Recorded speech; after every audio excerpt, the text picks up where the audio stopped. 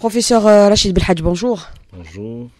Alors, durant le mois de Ramadan, avec bien sûr le changement des habitudes alimentaires et le cycle de sommeil, il y a souvent des problèmes de santé au niveau des structures hospitalières, notamment à l'hôpital Mustapha Pacha et à travers tous les hôpitaux.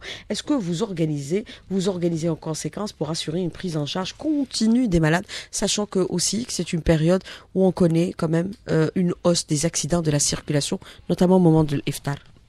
D'abord, on me donne l'occasion de dire à tout le personnel de la chaîne 3, les auditeurs et toute la population algérienne, ainsi que la communauté algérienne installée à l'étranger. Effectivement, le ramadan est connu par ces perturbations du comportement du citoyen, notamment les habitudes alimentaires, et une inversion du cycle nictéméral, c'est-à-dire les changements de ses habitudes, soit les sorties, le sommeil, etc. Le CHU Mustapha, notre expérience, nous avons beaucoup de recul dans la gestion justement de cette période un petit peu spéciale. Donc nous nous organisons surtout d'abord à mobiliser notre personnel, à veiller que les listes de garde soient bien préparées, de savoir que les personnes qui sont en poste, notamment au niveau de certains points qui sont sensibles. Les points sensibles, ce sont les urgences médicales par excellence. Nous avons les urgences d'orthopédie, puisque nous constatons qu'il y a aussi l'accidentologie routière à certains moments, surtout une demi-heure, voire une heure avant la rupture du jeûne. Et malheureusement, il y a parfois des accidents mortels, c'est des polytraumatisés, donc on a aussi des urgences de chirurgie d'orthopédie. Le CHU Mustapha avec les 20 points d'urgence. Nous avons 20 points d'urgence qui travaillent 24 sur 24. Qui sont mobilisés. Il ne faut pas oublier aussi, nous mobilisons la pharmacie centrale pour pouvoir approvisionner toutes ces unités et tout cela dans un cadre organisé sous l'égide de la direction d'un directeur de garde qui coordonne avec l'ensemble du personnel intervenant, c'est le parc auto et la sécurité. Donc en clair, vous prenez vos dispositions en conséquence. Les complications que vous rencontrez essentiellement, ils sont liées surtout aux maladies chroniques. Effectivement, c'est connu, il y a plusieurs études qui ont été déjà menées à travers le monde dans les pays musulmans. C'est beaucoup plus d'abord les malades chroniques qui ont des pathologies métaboliques, notamment le diabète, et aussi les maladies cardiovasculaires qui décompensent. Et plus particulièrement les personnes âgées. Le problème de la gériatrie, c'est de la gestion de ces personnes âgées qui décompensent en ces moments-là, qui nécessitent une prise en charge hautement spécialisée, surtout si quelqu'un peut faire un AVC, un accident vasculo-cérébral, une décompensation peut faire une insuffisance rénale aiguë ou bien un coma métabolique qui nécessite une prise en charge sérieuse et multidisciplinaire avec bien sûr un plateau technique pour pouvoir faire un scanner, un bilan biologique pour que la prise en charge soit efficiente. Alors la question de la gériatrie devient aujourd'hui une question qu'il faut absolument prendre en charge quand on sait que dans nos structures hospitalières, à travers tout le territoire national, que ce soit public ou privé, il n'y a pas de service de gériatrie. D'abord, en tant qu'universitaire, nous avons demandé à créer ce qu'on appelle un CES. C'est la faculté de médecine d'Alger. Il y a un projet de créer cette spécialité, c'est-à-dire de donner la possibilité aux médecins généralistes d'avoir un certificat, un diplôme reconnu par la faculté de médecine d'Alger, celui de la gériatrie, avec un programme de formation, afin de pouvoir prendre en charge correctement. Surtout, il y a cette notion maintenant, c'est l'éducation sanitaire et la prévention des complications de ces personnes âgées. Les dernières statistiques données par l'OMS, en 2030, on risque d'avoir plus de 5 millions de personnes âgées de plus de 65 ans.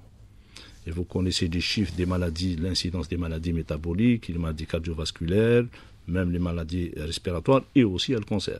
Il ne faut pas oublier que même ces malades-là nécessitent parfois, ils décompensent durant le mois de Ramadan, surtout s'ils arrêtent leur traitement ou bien ils ratent leur rendez-vous, décompensent et nous sommes tenus de les prendre en charge. Donc il faut organiser. Vous me donnez aussi l'occasion de soulever le problème des structures de santé de proximité. Ces structures de santé de proximité doivent jouer leur rôle et délaisser les CHU, c'est-à-dire les grands centres hospitaliers universitaires, à prendre en charge ces cas sérieux. Pour les urgences médicales, bien sûr. Exactement. Pour les urgences médicales, s'il y a une bonne prise en charge de ces personnes-là, donc ça soulage. Souvent, ces personnes sont accompagnées par leur famille, par les voisins, et ça nous crée des problèmes de gestion justement au niveau des urgences. Nous avons aussi créé, c'est une nouveauté pour nous, pour le CHU, c'est ce qu'on appelle un centre de tri. C'est presque une polyclinique à l'intérieur du CHU, c'est de faire le tri, afin de soulager ces structures d'urgence spécialisées pour prendre en charge correctement les malades qui sont atteints des pathologies que j'ai déjà citées.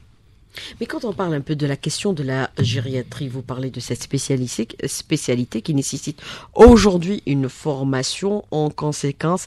Mais ce qui est relevé aujourd'hui, professeur Rachid Belhadj, on va lui dire les choses comme elles le sont, nous formons des aides-soignants, mais nous ne formons plus d'infirmiers spécialisés. Que se passe-t-il exactement? Pourquoi cette inversion d'échelle de valeur? Je peux vous dire, au niveau des écoles paramédicales, il y a aussi le secteur privé et le secteur public qui forment aussi le paramédical.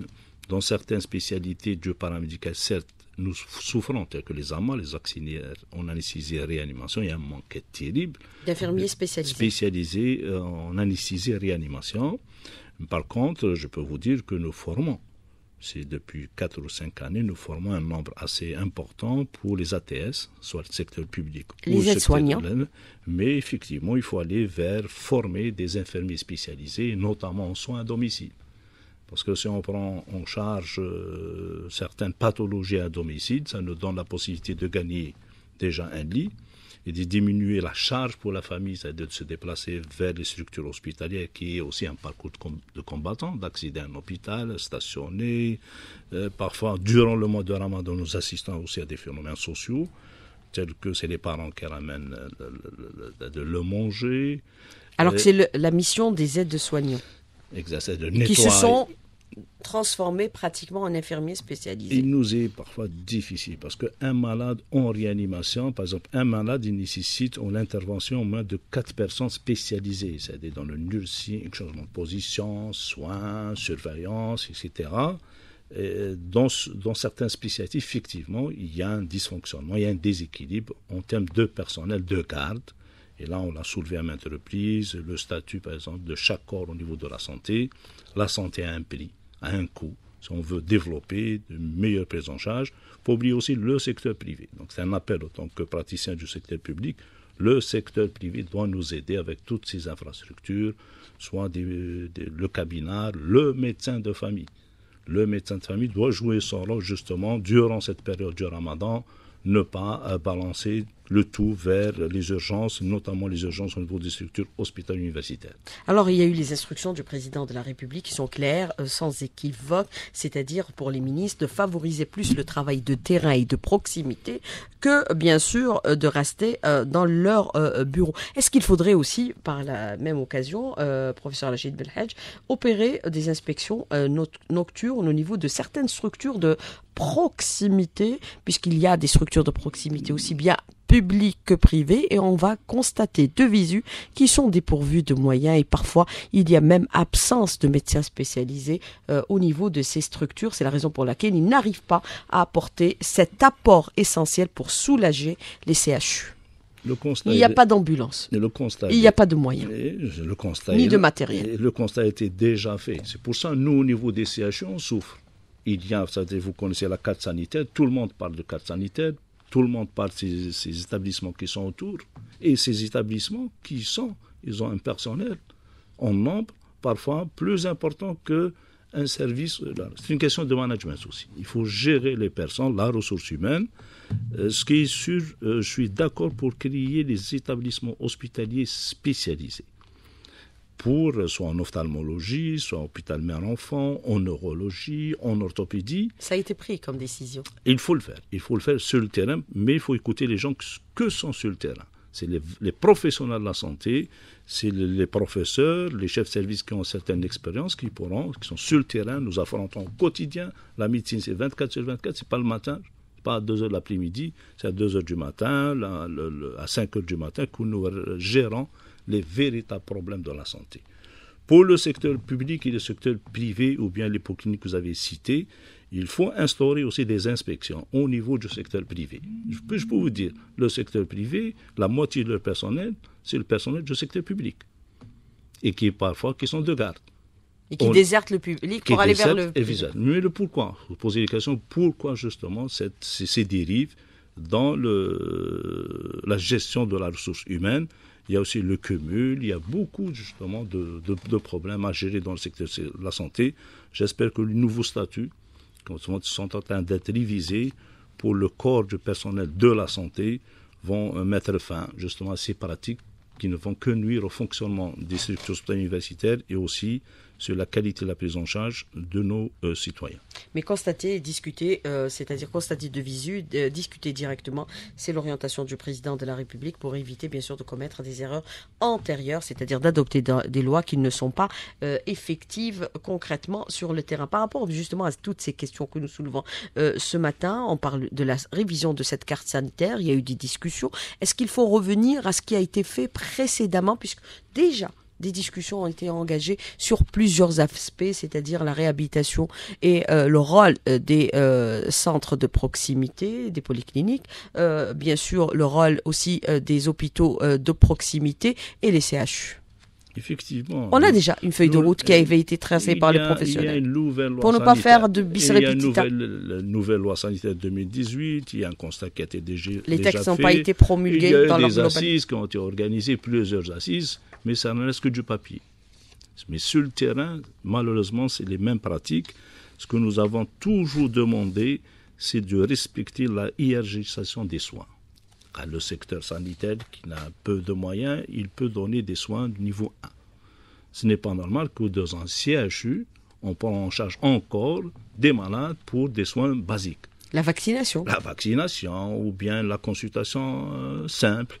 Laisser les CHU de donner justement des soins de niveau 3 ou niveau 4 par rapport à un dispensaire ou bien un établissement hospitalier de la périphérie. Et d'organiser. Récemment, il y a une nouvelle circulaire qu'on commence à organiser les choses avec le nouveau ministre de la Santé concernant le pays diabétique. Ce n'est pas normal qu'un pays diabétique puisse venir de Médéa jusqu'à CHU Mustapha pour subir malheureusement une amputation.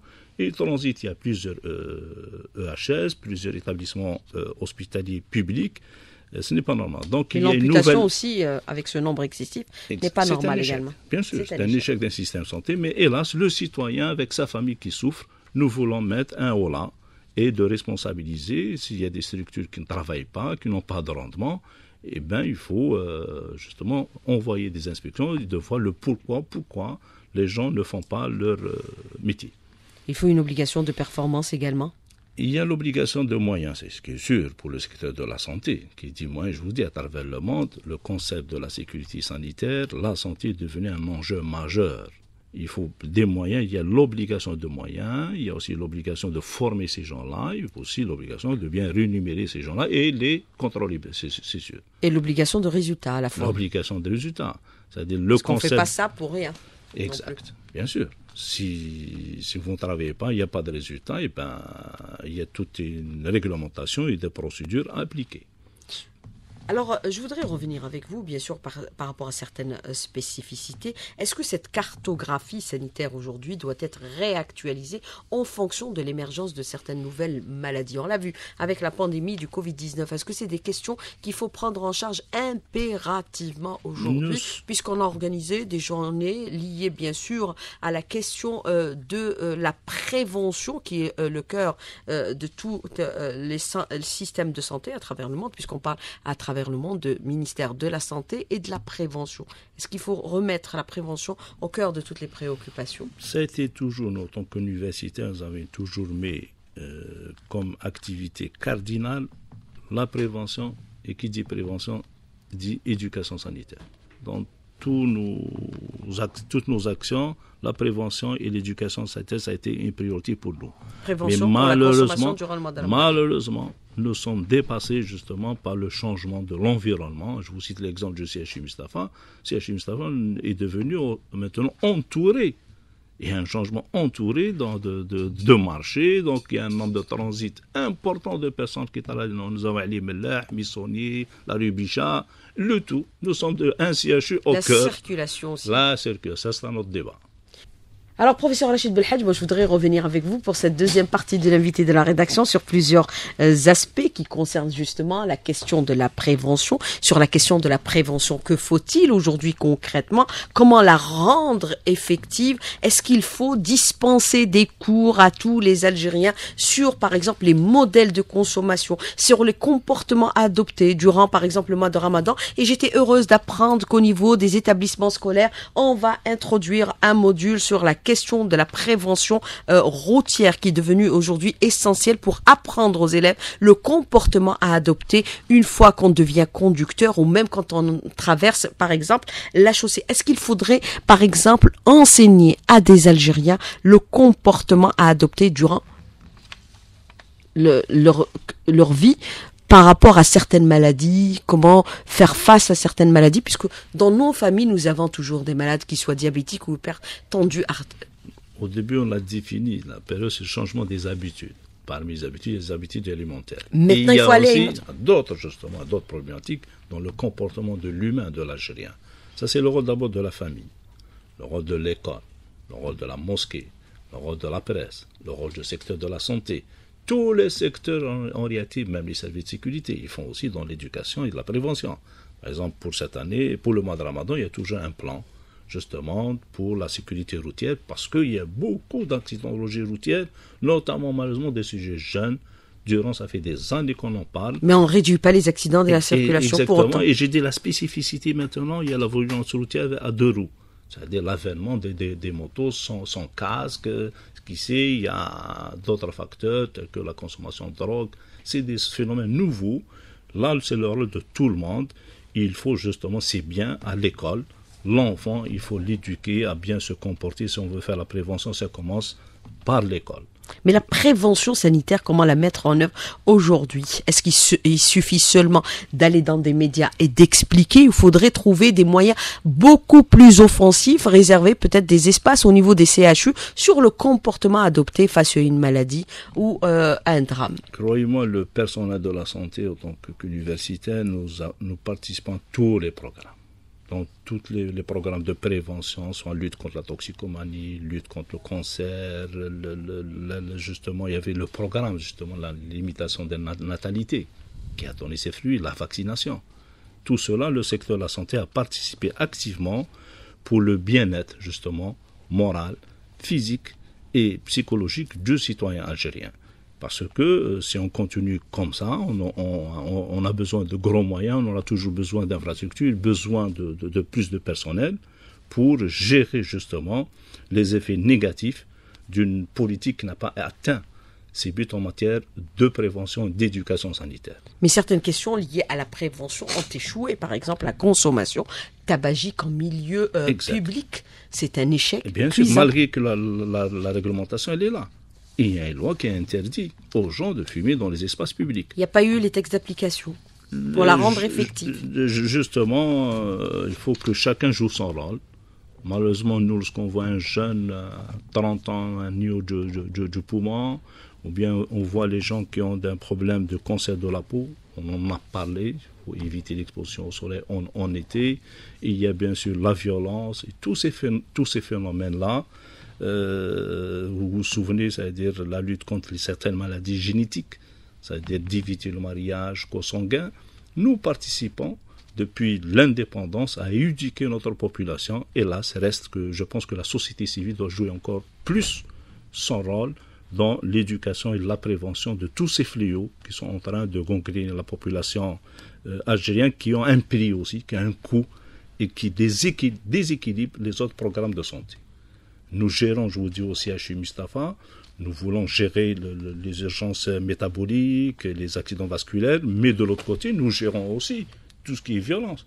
Nous gérons les maladies mentales, un toxicomane qui est en sévrage, les violences, l'agressivité dans le marché, sur la voie publique. Nous essayons de nous organiser. Donc, on a créé, pour le CHU Mustapha, les urgences médico-judiciaires, 24 sur 24, 7 sur 7. Nous avons les urgences de psychiatrie.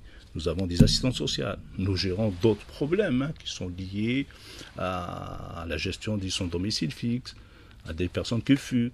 Tout cela, nous essayons de le gérer dans un but humain. C'est de soulager la souffrance humaine qui nous demande beaucoup de moyens. et beaucoup d'expérience dans le management de ces fléaux, ces nouveaux fléaux qui touchent le secteur de la santé à l'échelle nationale, à l'échelle aussi internationale, pas propre à l'Algérie.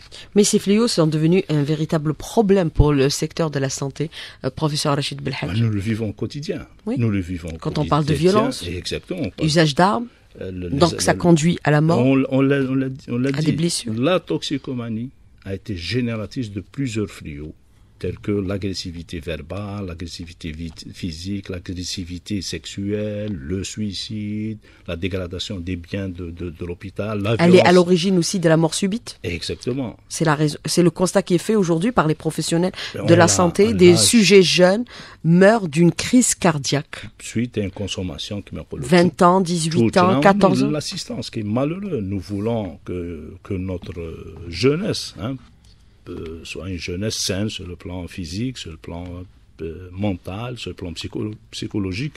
Malheureusement, il y a d'autres, ce sont des nouveaux fléaux. J'étais interne dans les années 90, il n'y avait pas la toxicomanie comme ça.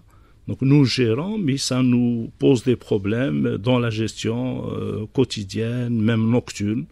Je lance un appel aussi aux citoyens de respecter les horaires de visite le Ramadan. Ce n'est pas normal de venir rendre visite à Ramadan 2 heures du matin à un parent. Il faut que les gens ne pas ramener les enfants. Il faut que les gens aient un comportement civilisé. Nous essayons, on est dans la solidarité, on est dans le pardon, on est dans le respect durant ce mois sacré. Il l'a réitéré le président de la République. Exactement. Encore une fois. Nous demandons aussi, on gère les urgences. Il y a aussi la banque du sang. Nous constatons que durant le mois de Ramadan, il n'y a pas beaucoup de donneurs. Donc nous demandons aux gens de nous aider, d'approvisionner le Sahara. Ils peuvent faire des dons pour sauver une vie. Donc le mois de Ramadan, pour nous, c'est une période de respect mutuel, d'entraide. La preuve, il y a aussi, nous gérons le 27e jour des circoncisions. Nous essayons de ramener la joie aux familles algériennes, d'organiser des circoncisions dans la sécurité pour les enfants.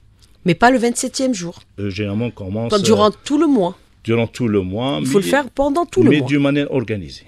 Voilà. Un examen spécialisé, un bilan avant la circoncision. Nous donnons la sécurité. Nous voulons que cet événement soit un événement heureux pour les familles algériennes et pour nos enfants en tant que musulmans.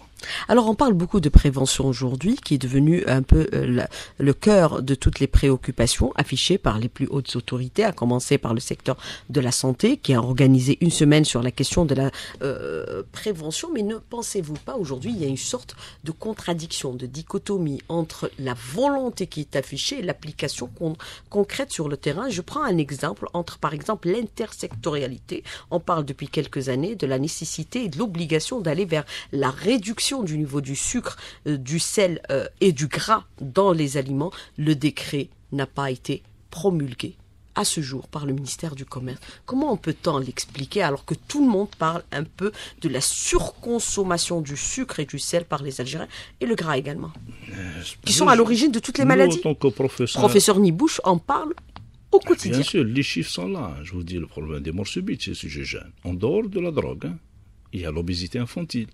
Il y a les changements d'habitudes alimentaires. Avant, il y a des gens qui peuvent commander à minuit un tacos, une pizza. C'est le cas actuellement. C'est-à-dire qu'il y a des phénomènes nouveaux qui sont en train d'aggraver le comportement alimentaire de l'Algérien, qui est source justement de l'avènement de maladies cardiovasculaires, des maladies métaboliques, qui sont des phénomènes nouveaux chez nous. Donc si on ne fait rien, si on n'applique pas sur le terrain, les textes sont là. Mais la santé publique, c'est l'affaire de l'État. C'est l'affaire de tout le monde. Ils doivent tous agir. C'est l'affaire pas uniquement de l'État. Santé, tous ministère citoyens, commerce. Privés, tous les secteurs sont concernés. Les douanes, les services de sécurité, le ministère du Commerce, tous les intervenants dans l'alimentation de l'Algérien, ils sont concernés pour le bien-être. Et là, j'en passe. Un cri d'alarme, je vis au CHU Mustapha, aux alentours du CHU Mustapha, ces vendeurs ambulants qui vendent des produits périmés, non contrôlés, qui ne respectent pas les règles d'hygiène, comme ça en toute impunité. Nous demandons justement, durant ce mois de Ramadan, puisqu'on reçoit aussi des intoxications alimentaires. Ils vont augmenter durant cette période. Bien sûr. On reçoit des cas d'intoxication alimentaire, tout est vendu, avec les produits et parfois, malheureusement, des produits cancérigènes. qui ne sont pas contrôlés et qui peuvent nuire sérieusement à la santé des Algériens. Et il faut éviter bien sûr l'excès de consommation de la zlabia et du qalbellouz, notamment pour les personnes malades. Même non malades, elles pourraient... Même si on est en bonne santé, il faut une consommation modérée de ces produits-là. Ça fait partie de notre culture, mais il faut les consommer d'une manière modérée, à un temps imprécis. Alors il faut une coordination entre les différents ministères. Quand on demande quelque chose pour promulguer une décision, il faut l'appliquer, la rendre effective. Je parle par exemple du décret lié bien sûr à la consommation du sucre, du sel et bien sûr du gras qui a été décrété durant les années 70. Il devait être modifié. On en a longuement parlé, mais le décret n'est pas paru à ce jour. Il faut aller. Il y a le lobby du sucre. Vous pensez qu'il est en train, par exemple, de l'alimentaire qui pourrait aussi... Je ne peux pas m'avancer, nous ne sommes que des praticiens médicaux, mais certes le constat est toujours là. Il y a beaucoup de lois, beaucoup de décrets, beaucoup d'ordonnances, etc. Ce qu'on appelle le produit blanc. Il y a le sel aussi, qui est nocif pour la santé, il y a la drogue et il y a le sucre. Les trois produits blancs. Et les farines. Et les farines, justement, sont très nocifs pour la santé, mais c'est un phénomène mondial. Hein. Le lait aussi, le phénomène mondial, mais quand même, nous avons les chiffres, nous, en tant que personnes de la santé, les chiffres sont là. Cancer est là, diabète est là, les maladies métaboliques, l'obésité est là, la mort subite est là. Nous devons mettre quand même un terme, d'essayer de préparer une génération pour justement l'éducation et la prévention. Prévention des jeunes qui ont l'âge maintenant de 20 ans. C'est de préparer le sujet âgé. Il faut le préparer dès maintenant. On ne va pas le subir en 2060. Peut-être on aura le même phénomène qui pose problème dans certains pays européens. C'est le vieillissement de la population. Est-ce qu'un jour, l'Algérie va être confrontée à ce problème-là? Et croyez-moi, la prise en charge d'une personne âgée sur le plan médical est plus compliquée, plus difficile que de prendre en charge un enfant. Et on le voit aujourd'hui, il y a même des enfants qui jettent leurs parents. Alors, je voudrais revenir avec vous sur un autre aspect, professeur Rachid Belhadj. Est-ce qu'il faudrait aller vers une obligation de résultats à travers tous les CHU du territoire national et instituer ce qu'on appelle un système d'évaluation comme cela se fait, ou de classement comme cela se fait au niveau des universités? On classe bien les universités pour ne pas classer les hôpitaux. Qu'il n'y ait pas confusion. En médecine, il n'y a pas, sauf dans certaines spécialités, il n'y a pas l'obligation de résultat, il y a l'obligation de moyens. Mais par contre, on peut dire l'obligation de résultat en matière de prendre en charge, c'est-à-dire en chiffre de prendre en charge. Oui, mais si vous avez un hôpital qui enregistre un nombre effarant de décès par rapport à un autre, qu'est-ce qui le justifie? Bien sûr. Il n'y a pas que le problème des décès. D'ailleurs, vous avez certaines cliniques privées qui refusent d'hospitaliser certains malades qui savent en fin de vie pour ne pas, bien sûr, les enregistrer sur leur bilan. C'est une réalité. Le secteur public prend sur son dos tout ce qui est violence, tout ce qui est maladie compliquée que le secteur privé ne veut pas la prendre en charge, ne peut pas la prendre en charge. Nous faisons beaucoup de social. On ne pas enregistrer dans ces tablettes le nombre de décès. Le problème, c'est ce qu'on appelle la guerre des chiffres. La guerre des chiffres, c'est-à-dire c'est une réalité. Toute la médecine difficile, elle est prise en charge par le secteur public et notamment les centres hospitaliers universitaires. Je vous le dis, parfois, ce qui est inhumain qu'une personne décédée puisse faire le tour d'Alger, de ne pas trouver quelqu'un qui doit la prendre en charge. Nous recevons aussi à CHU. On refusait même de faire des déclarations de décès. Nous sommes en train, je vous ai dit, on a créé des urgences médico-judiciaires pour régler ces problèmes-là qui ne sont pas humains. Pas du tout, nous n'acceptons pas que l'humain souffre ou la famille souffre, justement dans des circonstances particulières telles que le décès. Il faut l'élargir à tous les hôpitaux. Il faut élargir ces expériences-là. Même au niveau du privé qui pourrait prendre le relais, puisque nous avons vu dans certains pays musulmans, on ne s'occupe pas en cas de décès de la dépouille. C'est d'autres organismes, dans les pays occidentaux, c'est les pompes funèbres, mais ailleurs, par exemple en Égypte, c'est des structures spécialisées qui prennent en charge. Il faut organiser. Nous avons vécu les événements, le drame qui a eu lieu durant la période Covid-19, la gestion des corps et des dépouilles mortelles. Vous avez vu que les parents sont pleins. Nous sommes en train d'essayer d'organiser justement la prise en charge de cette problématique très particulière qui est particulière humaine.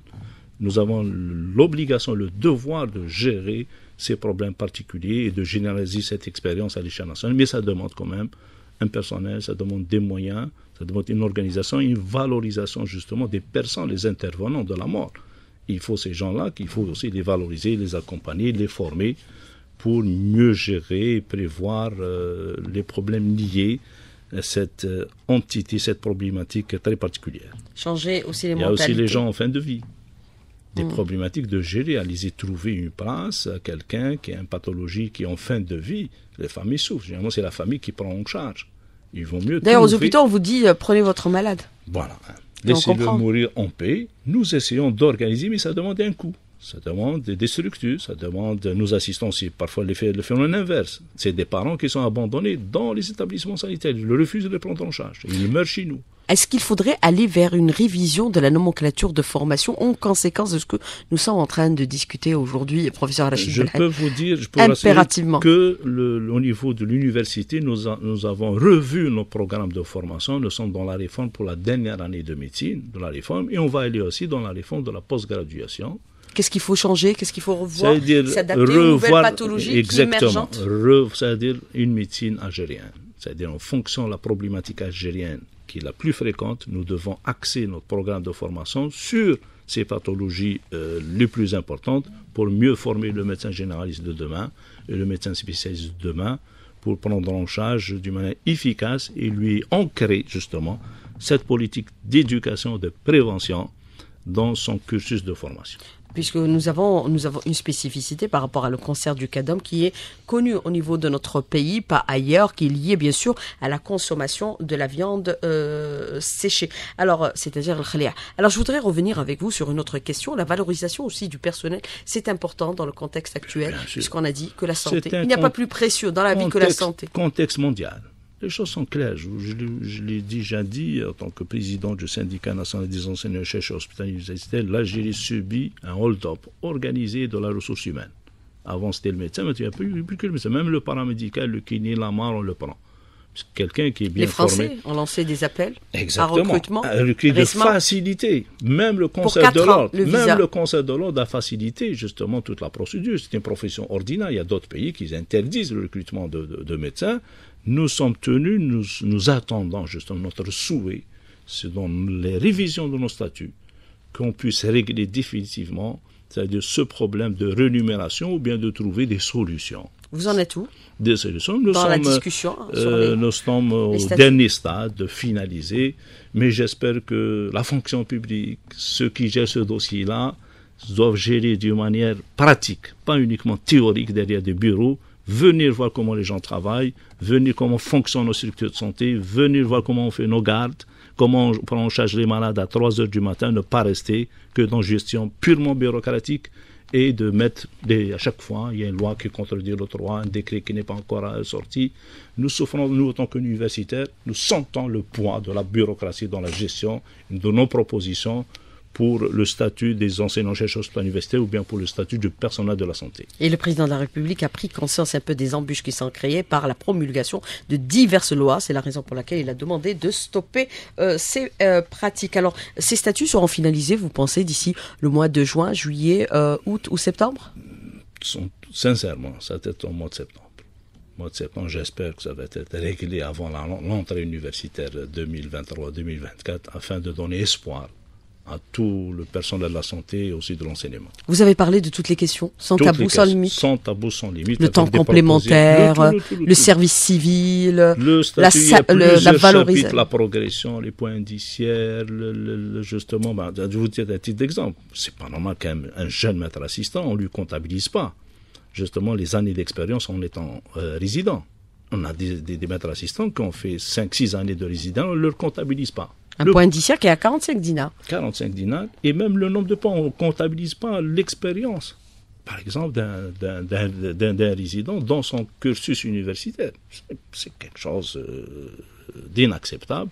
Nous avons soulevé ce problème-là. J'espère qu'on trouvera, on a fait des propositions pour corriger justement ces dérives, encore une fois, de l'administration, de la bureaucratie. Alors que le capital expérience, c'est ça l'acquis d'un professionnel. Alors, je voudrais revenir avec vous sur cette question de l'auditeur, professeur Rachid Belhaj. Est-ce que aujourd'hui, pensez-vous que la révision de la nomenclature des actes médicaux et biologiques peuvent améliorer notre système de santé et surtout faire participer la CNAS et les assurances dans, bien sûr, le remboursement de certains actes médicaux?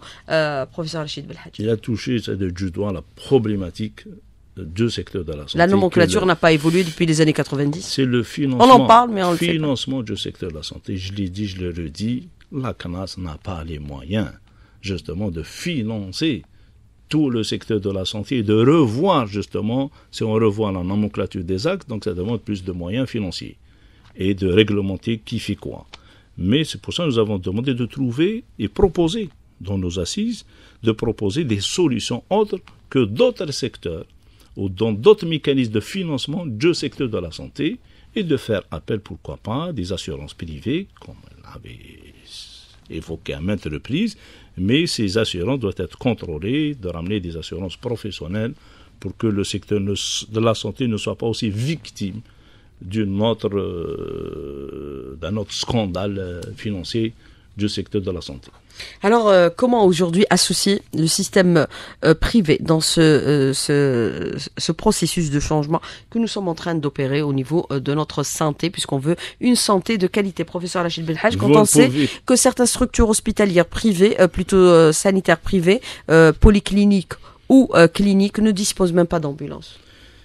J'ai dit, le secteur privé a été toujours complémentaire du secteur public. On ne peut pas fonctionner. Le nombre d'actes pratiqués au privé dépasse de loin le nombre d'actes exercés dans le secteur public. Et les deux sont réglementaires, mais il faut les contrôler. Il faut contrôler, mais qui paie de cette désorganisation? C'est le pauvre citoyen.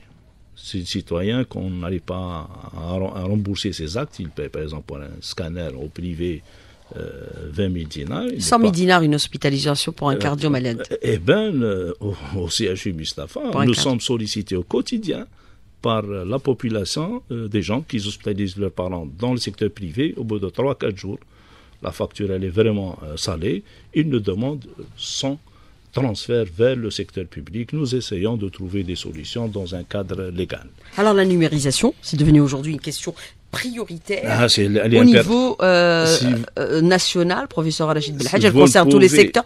La numérisation pourrait, par exemple, faciliter la vie aux malades ou aux citoyens en cas de décès, parce que les procédures sont extrêmement pénibles et je peux vous l'assurer. C'est sûr. La numérisation, d'abord, nous donne la possibilité... Aller à la mairie, aller chercher... Donner la possibilité, d'abord, d'évaluer les gens, d'évaluer les personnes, d'évaluer les structures, d'évaluer les établissements, ces polycliniques, ces UHS ou bien les CHU, on pourra faire un bilan des activités. Deuxièmement, bien sûr, il faut y aller vers la numérisation. Ces documents-là doivent être numérisés. En cas de décès? Le ministère de la Santé, nous avons préparé en application le certificat de décès numérique. Le certificat de décès numérique, nous l'avons appliqué. C'est quelque chose de très simple, mais nous voulons que ça soit partagé avec justement le ministère de l'Intérieur, avec les collectivités locales, qu'on puisse faire un échange sans dire aux parents de se déplacer, mais tout doit être sécurisé, c'est sûr, et ça va nous donner des possibilités d'évaluer notre système de santé, de connaître de quoi meurt l'Algérien à l'échelle nationale. On aura une cartographie afin de pouvoir développer justement une politique sanitaire, de savoir que, par exemple, dans la région Tamaracet, comment les gens meurent par tranche d'âge, par sexe, et de le comparer par une autre ville du Nord pour orienter le politique dans sa décision sanitaire. Alors, la numérisation au niveau de l'hôpital Mustapha, vous en êtes où aujourd'hui, professeur Rachid Belhadj, sachant que entre un service et un autre, c'est des kilomètres qu'il faut parcourir et parfois, c'est extrêmement difficile pour les parents. Bien sûr, nous sommes, je vous dis, qui dit numérisation... Vous en êtes où, professeur Belhadj? Nous avons lancé, notamment au elle niveau est effective ou pas encore? Si, au niveau des urgences, elle est effective, mais elle reste au niveau des services. Mais qui dit numérisation, ce n'est pas distribuer des jetons, ou bien mettre un numéro. Pour nous, en tant que professeurs, chaque service doit avoir son propre serveur, afin de justement enregistrer toutes les données, de pouvoir les partager entre les services, et aussi les partager avec pour que ce ne soit pas le parent qui le fasse. Et aussi laisser une traçabilité. Même pour les analyses médicales, s'il y a un problème, aller vers le laboratoire, vous avez besoin d'un document, on ne va pas retirer. Il y a le problème des archives aussi qu'il faut numériser. Au niveau de l'administration pour sortir les documents. Le secteur de la santé, c'est le dernier de la classe en matière de la numérisation. On l'a dit à maintes reprises, ça fait des années. Nous avons numérisé les banques, l'intérieur. Tous les secteurs sont élégants, c'est bien. Maintenant, on paie nos factures téléphoniques, ne se déplacent plus. Il faut le faire pour la santé. Ça devient une priorité. Le président de la République a insisté. C'est vrai, c'est une priorité du secteur de la santé pour moderniser et humaniser notre secteur. Professeur Rachid Belhadj, merci d'avoir répondu à nos questions, d'avoir été en direct avec nous ce matin dans le studio. Merci beaucoup, bonne journée. Bon week-end.